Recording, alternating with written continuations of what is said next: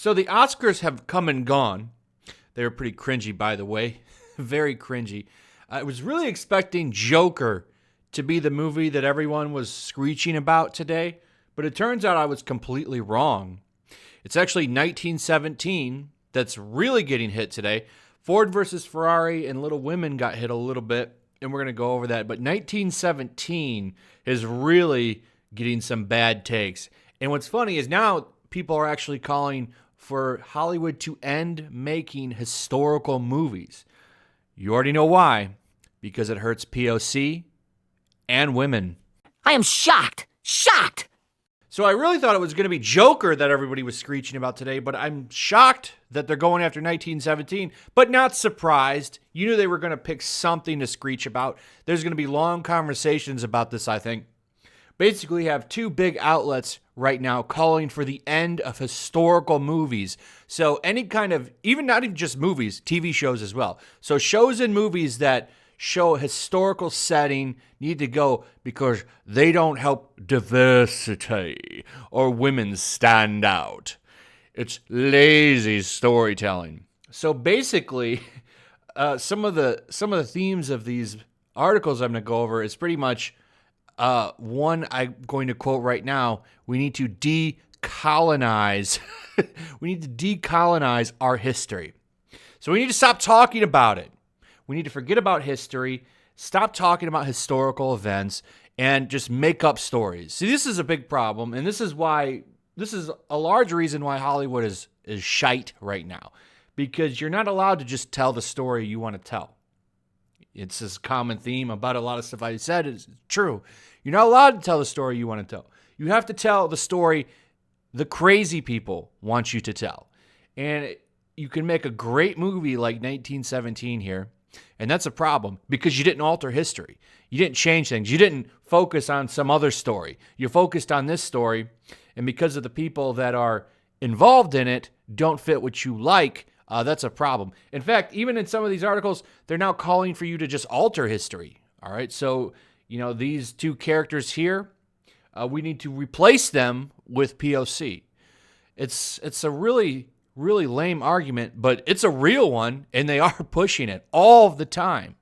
And these are just another example. So, Oscars drop. 1917 is going to be a big topic.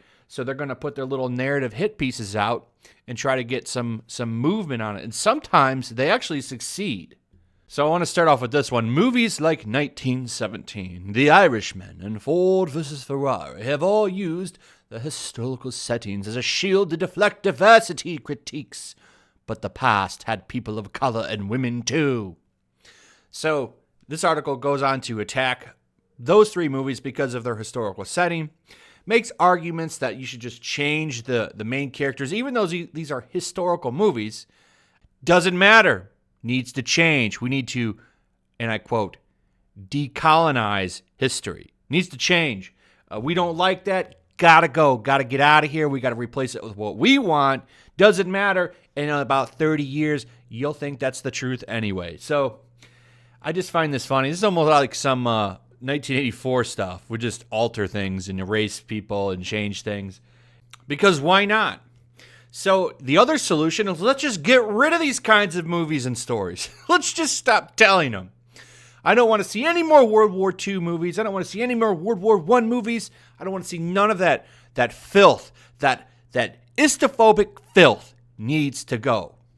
The film industry, in fact, will stay racist and sexist until we drop period dramas. So this is kind of a first. This is the first time I think anybody has actually outright called for the end of historical movies, which I find kind of funny. We need to get rid of period dramas. They got to go. They hurt people's feelings. Got to go.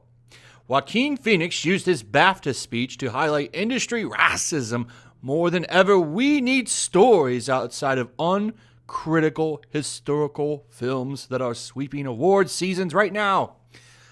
So got to get rid of those nasty history movies because they're winning awards.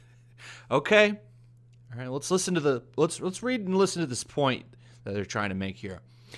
Everybody knows what must be done in order to rehabilitate the film industry, but hardly anybody is doing it. Everybody knows that we need to get rid of historical movies, right?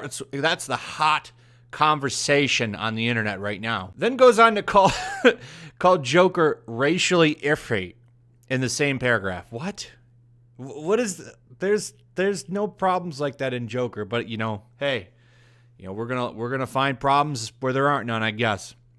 So the next paragraph gets a little bit more into it. The truth is that most period dramas are racist, and our appetite for them belongs to an essentially lazy racist mindset that comforts white people in their importance and lack of political culpability. So yes, history, my friends, is now a problem. Just like I was saying, history's got to go. We got to change history. Go ahead and just let's just sweep all of history under the rug. We'll start fresh. Maybe start editing things out that we don't like, changing things that we don't like. That's the way to go about it, right? Yeah, why not? So anyway, this apparently comforts people. And because we're not changing history now, we are a problem. People are a problem. History is a problem. Making endless films about the world wars and about Victorian times only serves to reinforce retrograde views by confining women and minorities to subordinate roles. Ah, yes, reinforcing systemic racism and the patriarchy through historical movies, right? I think a lot of these people really need, I think therapy, mental health checks, maybe a stay in an asylum for a little while to get better, because this is really ridiculous. There's nothing wrong with telling a movie about World War I or race car drivers. Doesn't mention Ford versus Ferrari in this article, but you can go ahead and lump it in here because it's a historical movie. And let me tell you something. Ken Miles, Irish guy. Let's go ahead and replace him with Denzel Washington or something. People have been praising Ford versus Ferrari. Groundbreaking! Changes that need to be done. And those are exactly the headlines that you would have seen. You would have seen those on every website. You would have seen those on every article. And to me, that just further proves that these people really don't care about story. They don't really care about the quality of a film or a show. All they care about is just looking virtuous and stuff like that. They don't really care about POC or women. They just care about looking like they're some big virtuous, great person when really they're the worst type of people. They cancel people, try to ruin people's lives all the time over dumb stuff. They're really the worst people in society, these people that are pushing all this dumb stuff that really isn't a big problem. Okay? Who cares about making historical movies? But these people got to find a way that they can look like some kind of brave and bold person. So just listen to this. This is my favorite part of this article.